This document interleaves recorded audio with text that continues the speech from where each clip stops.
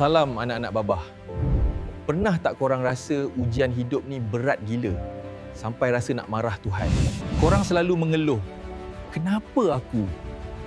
Kenapa berat sangat masalah aku ni Babah? Sini Babah nak kongsi satu jaminan dari surah Al-Baqarah.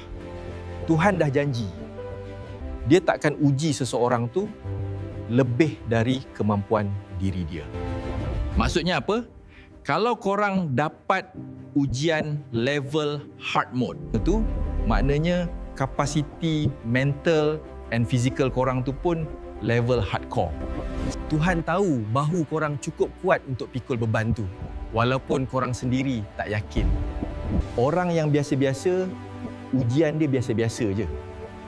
Tapi orang yang bakal jadi hebat akan sentiasa ditempa dengan ujian yang sangat masif. So, stop merungut. Anggap je ujian berat ni sebagai signal potensi sebenar korang.